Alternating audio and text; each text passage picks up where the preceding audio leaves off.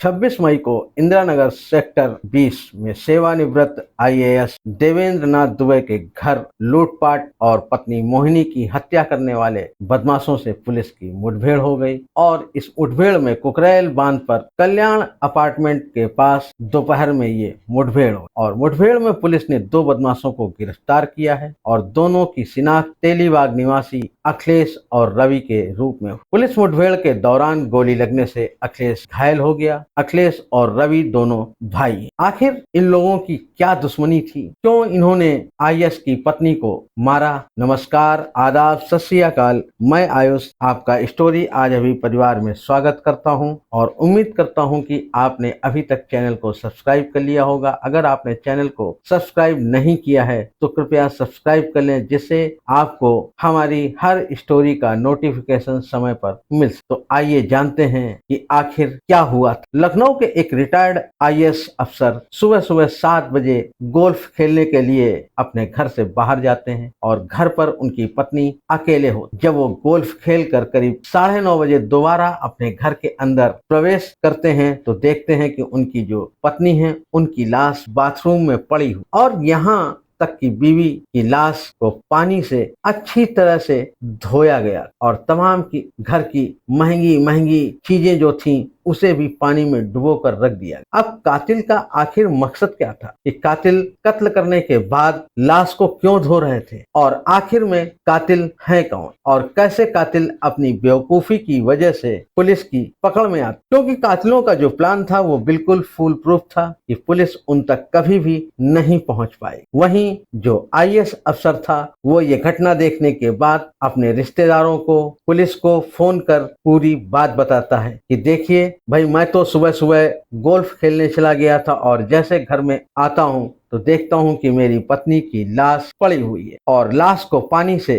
धोया गया है। अब ये जो सारी चीजें जैसे ही पुलिस को पता लगती हैं तो पुलिस भी तुरंत भागकर मौके पर पहुंचती है। अब बारी आती है सीसीटीवी फुटेज खंगालने की, ये पता लगाने की आखिर कातिल कौन है और उन्होंने बड़े ही सातिराना तरीके से घर की जितनी भी रिकॉर्डिंग थी वो भी डिलीट कर दी थी, डीवीआर गायब कर दिया था और रफू चक्कर हो। यहाँ तक कि उन्होंने कोई भी सबूत पुलिस के लिए नहीं छोड़ा था कि जितने भी तरीके पुलिस को फुटेज मिलने के थे उन सबको उन्होंने मौके से हटा दिया या ये कह सकते हैं कि धो डाला था। गहनों के जो डिब्बे थे उन्हें भी पानी में डुबो कर रख दिया था। लाश पर भी कहीं कोई फिंगरप्रिंट पुलिस को नहीं मिल रहा। अब ऐसे में कातिलों को आखिर पकड़ा जाए तो कैसे? कहीं कोई फिंगरप्रिंट नहीं है, ना ही कोई सबूत। तो आखिर कातिल कौन है? अब क्योंकि जो सरकारी अफसर की कहानी है वो मैं आपको बताता हूँ कि आप थोड़ा बैकग्राउंड में जाएं। तो इन सरकारी अफसर ने जब उनकी पहली पत्नी की मृत्यु हो गई तो हाल ही में कुछ दिन पहले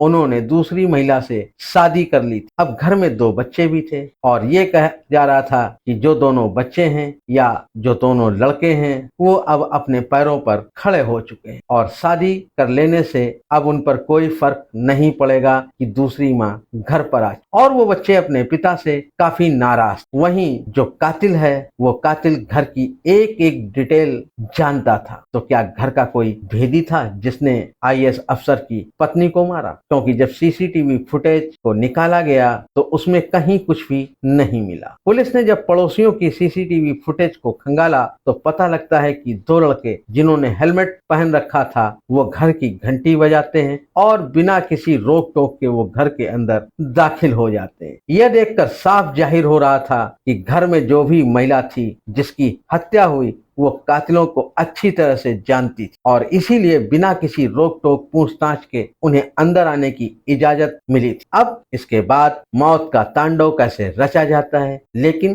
कैसे उन्होंने अपनी बेवकूफी के चक्कर में वो पुलिस के हत्थे चढ़ जाते हैं और पुलिस के सामने तमाम बड़े बड़े सवाल कि आखिर कातिल कौन है और वो इसी घर के बारे में, इस घर की टाइमिंग के बारे में हर चीज इतनी आसानी से कैसे पता लगा लेता है। अब जब हमने इस संबंध में जांच की तो हमें चौंकाने वाले तथ्य पता चले। आइए हम इस केस को क्रम से जानते हैं और समझते हैं आखिर कातिल कितने भी शातिर क्यों न हो, वो आखिरी में पकड़े ही जाते हैं। ये जो पूरी वारदात है लखनऊ के पॉश इलाके इंदिरा नगर, जहां पर आईएएस रिटायर्ड जो आईएएस अधिकारी हैं देवेंद्र दुबे, वो अपनी दूसरी पत्नी मोहिनी दुबे के साथ इस फ्लैट में रहते थे। और तो और उनकी जो पहली पत्नी थी उनकी मृत्यु हो चुकी थी और अपनी रिटायरमेंट से 2 साल पहले इन्होंने मोहिनी नाम की महिला से शादी की थी और इसी वजह से जो इनकी पहली पत्नी के बच्चे थे दोनों इनसे नाराज, और इसी नाराजगी के कारण जो इनका बड़ा बेटा है वो नोएडा में रह रहा है और दूसरा बेटा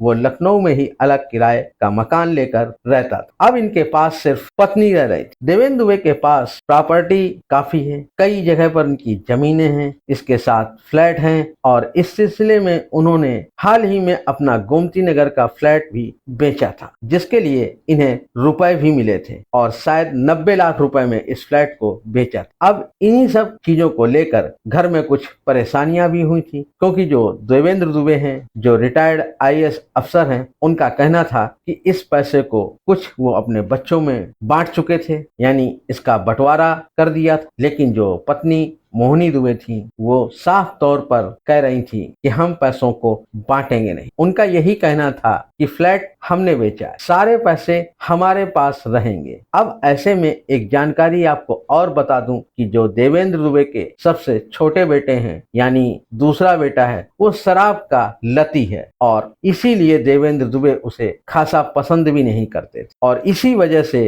मोहिनी भी मना कर रही थी कि नहीं, हम पैसे किसी को भी नहीं देंगे। अब 25 मई यानी कि शनिवार की सुबह किसी को इस बात का अंदाजा नहीं था कि घर में इस तरह का कोई कांड हो जाएगा और इस तरीके से एक बड़ी वारदात हो जाएगी। दरअसल अगर इनकी फैमिली में आपको दिनचर्या के संबंध में बताऊं तो सुबह रोज 7 बजे देवेंद्र दुबे वो गोल्फ खेलने के लिए जाते और घर पर 7 सवा 7 बजे के बीच इनका दूध वाला आता था। 8 से 8:30 बजे के बीच इनके घर की मेड नौकरानी आती थी और रोज का इनका ये लगभग तय रूटीन था और इसी आधार पर इसी टाइमिंग के हिसाब से ये सभी अपना काम किया कर। और इनके घर पर 2 ड्राइवर भी थे जो इनका व्यक्तिगत काम भी कर देते और वहीं रिटायर्ड आईएएस अफसर दुबे जी यानी देवेंद्र दुबे, उनको अक्सर घर के बाहर कहीं काम से जाना होता था तो एक ड्राइवर उन्हें लेकर जाता था, दूसरा घर पर रहता। अच्छी खासी फैमिली थी, लेकिन शनिवार 25 मई सुबह करीब 7:10 पर 2 लोग इनके घर में दाखिल होते हैं और जैसे ही 7 बजे देवेंद्र दुबे गोल्फ खेलने के लिए घर से निकलते हैं तो 7:10 के आसपास दूध वाला दूध देकर जाता है और इसके बाद 7:13 पर हेलमेट पहने 2 लोग इस घर के अंदर दाखिल होते हैं और वो घर की बेल दबाते हैं और घर का दरवाजा मोहिनी खोलती है और वो बड़े आराम से घर के अंदर दाखिल हो जाती। ये देखने से ये जाहिर होता है कि जो दरवाजे पर बेल बजा रहे थे, खड़े थे, वो मोहिनी के जानकार थे। यहाँ पर एक चीज और गौर करने वाली है, इस केस में जो हमारे पास अभी तक अपडेट आई है उसमें ये साफ पता लगा कि मोहिनी कभी भी किसी बाहरी व्यक्ति के लिए दरवाजा नहीं खोलती। इनके घर में, इनके फ्लैट पर चैनल वाला गेट लगा हुआ था, जिससे ये चैनल वाले गेट के जरिए जो भी शख्स सामने खड़ा होता था या कोई अगर पड़ोसी भी आता था तो उससे वो बात करती थी। जब तक मोहिनी ये एश्योर नहीं हो जाती थी या किसी को बहुत अच्छी तरह से नहीं जानती थी, तब तक वो अपने घर का दरवाजा नहीं खोल। और यहाँ तक कि वो इनके घर पे मेड भी आती थी जो इनके घर पर काम करने के लिए आती थी, वो भी अपने कमरे में बिना उनकी परमिशन के नहीं जाने देती। यानी मोहिनी बहुत ज्यादा स्ट्रिक्ट थी, बहुत ज्यादा सतर्क रहती थी और इन सब चीजों को लेकर। लेकिन 25 मई को सुबह 7:13 पर जो 2 लोग हेलमेट पहनकर इनके घर पर आते हैं, साफ तौर पर जब पुलिस ने सीसीटीवी खंगाला तो उसमें ये दिखाई देता है कि वो दोनों बड़े ही आराम से दरवाजे पर बेल बजाते हैं, खड़े रहते हैं और इसके बाद दरवाजा खुलता है, अंदर आ जाते। पुलिस को कहीं पर भी ऐसे निशान नहीं मिले कि जिससे ये साबित हो कि कहीं फोर्सफुली कोई इनके घर में घुसा। साफ तौर पर यह पता लग रहा था कि अंदर आने वाले व्यक्तियों का घर के अंदर वेलकम किया गया है। उन्हें बड़े ही आराम से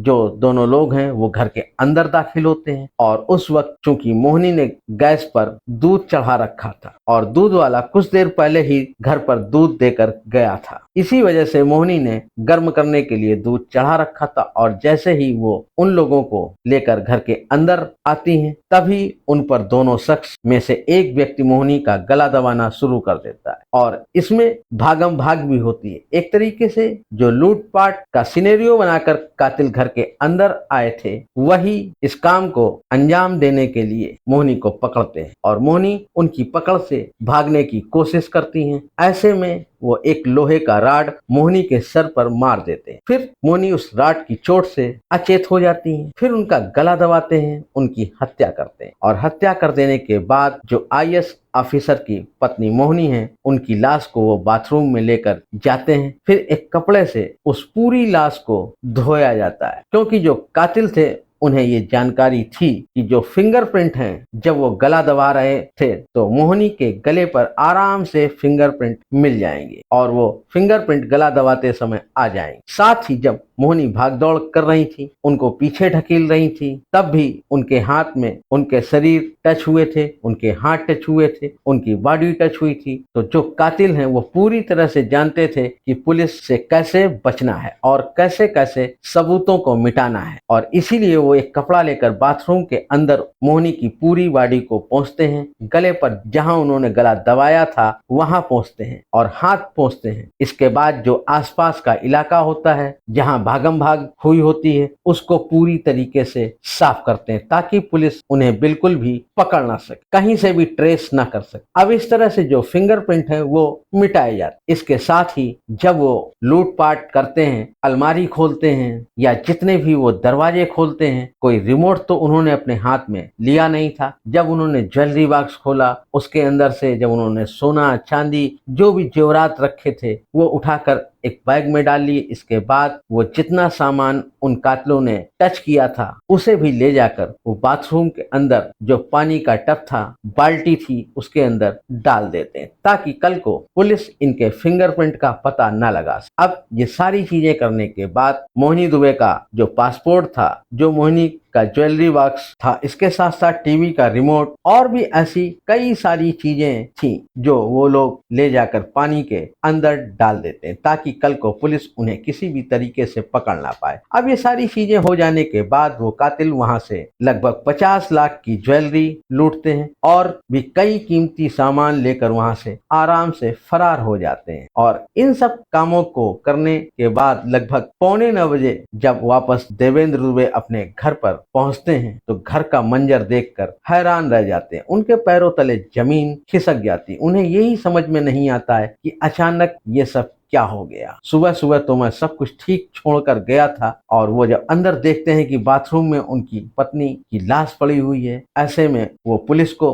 फोन करते हैं, पुलिस को बुलाते हैं, अपने रिश्तेदारों को सूचना देते हैं और जब पुलिस वहां पहुंचकर छानबीन करती है तो पुलिस को भी वहां कुछ नहीं मिलता है क्योंकि जो कातिल हैं वो ये हर बात जानते थे कि जो इस घर का सीसीटीवी है उसका जो डीवीआर है वो कहां पर रखा हुआ है। अलमारी के बगल में जो डीवीआर लगा होता है वो उसको भी निकाल कर ले जाता ताकि पुलिस सीसीटीवी के जरिए कुछ भी जानकारी हासिल ना कर। कातिलों को ये पता था कि अगर बाहर वो दिखते भी हैं तो उन्होंने हेलमेट पहन रखा है जिससे पुलिस उन्हें पहचान नहीं पाएगी, लेकिन पुलिस भी कम चालाक नहीं होती है। इस पूरे केस को पुलिस कैसे सॉल्व करती है, कैसे एक बिना नंबर प्लेट की जो स्कूटी है उसको चेस करते हुए पुलिस कातिलों तक पहुंचती है। अब आप ये भी समझिए, ये भी जानिए कि आखिर इस पूरी वारदात को अंजाम देने वाले आखिर कौन लोग थे। यहाँ मैं आपको अगर छोटा सा हिंट दूं तो वो कोई और नहीं बल्कि इनके घर के सबसे करीबी लोग ही थे। अब घर का जो करीबी है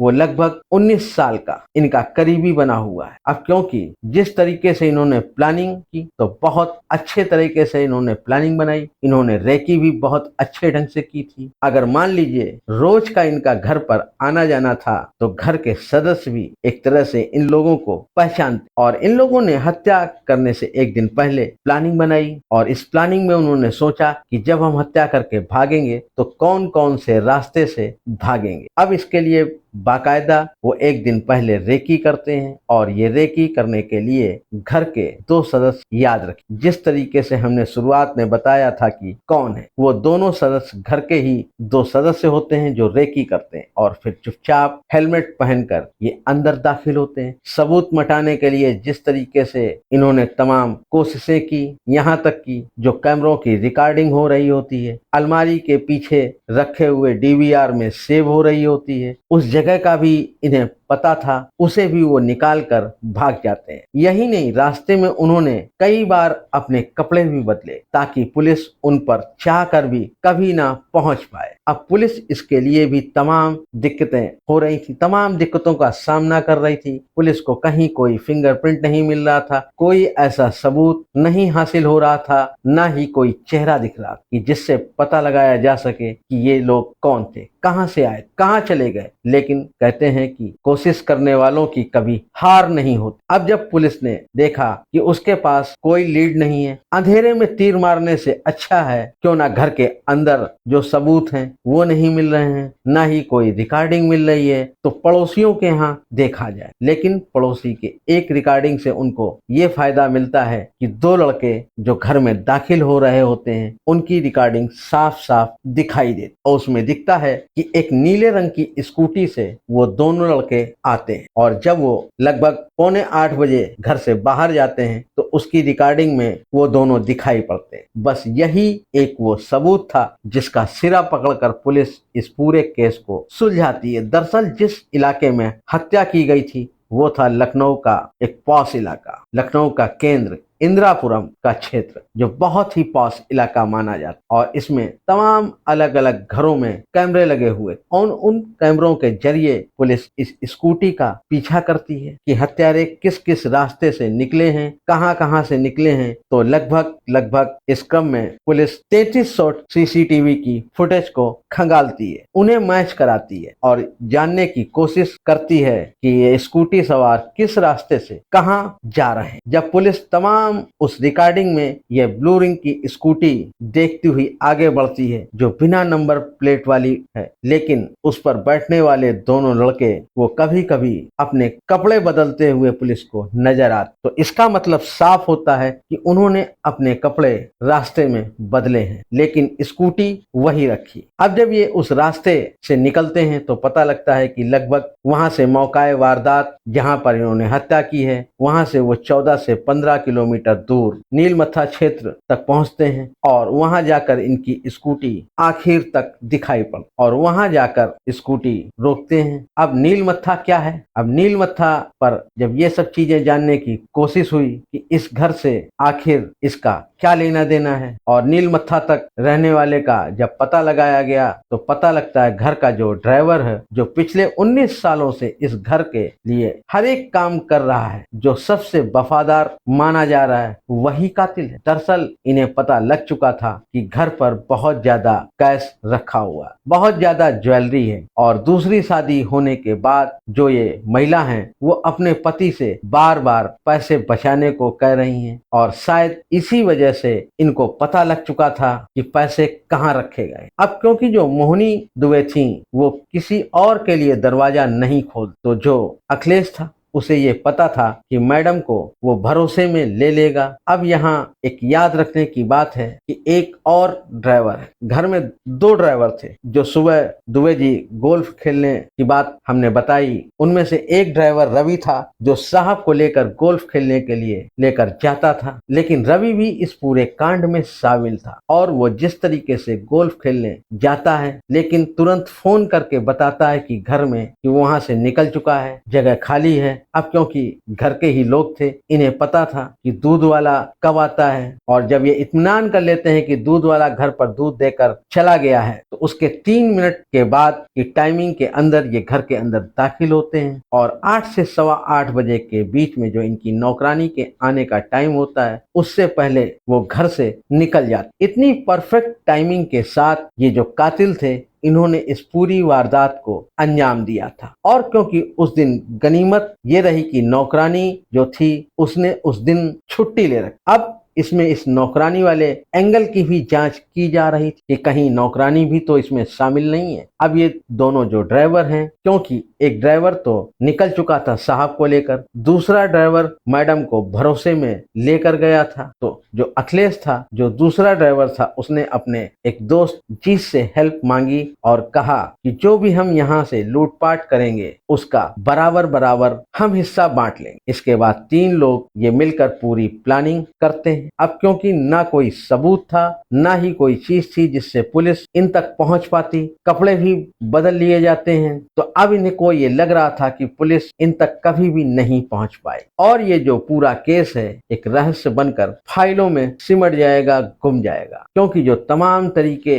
और जो तमाम ओटीटी प्लेटफॉर्म होते हैं उन पर वो क्राइम की सारी चीजें देख चुके थे और उन्हें देखकर ये कातिल देख समझकर क्राइम को छुपाना चाहते थे। लेकिन इन्होंने क्राइम को छुपाने की भरसक कोशिश की और उन्हें लगा कि हम पुलिस को बेवकूफ बना सकते हैं, लेकिन पुलिस उनसे कई गुना ज्यादा शातिर थी, चालाक थी। और जिस तरीके से पुलिस ने इस पूरे केस में इन्वेस्टिगेशन की और फटाफट कातिलों तक पहुंची और दोपहर में कुछ मिनटों पहले ही पुलिस ने एनकाउंटर भी किया। जब एक भाग रहा था अखिलेश तो उसके पैर पर गोली मारी और एक बैग भी पकड़ा गया जिसके अंदर लूटपाट का सामान था। और पुलिस का कहना है कि तीनों जो आरोपी हैं इन्हें अरेस्ट कर लिया गया है और पुलिस की जांच में ये उजागर हो चुका है कि इनका सारा जो मोटिव था लूटपाट करने का था। और आगे इस केस में जो भी नए अपडेट्स आएंगे हम आप तक जरूर पहुंचाएं। मिलते हैं अगली कहानी में। सतर्क रहें, सावधान रहें। जय हिंद, जय भारत।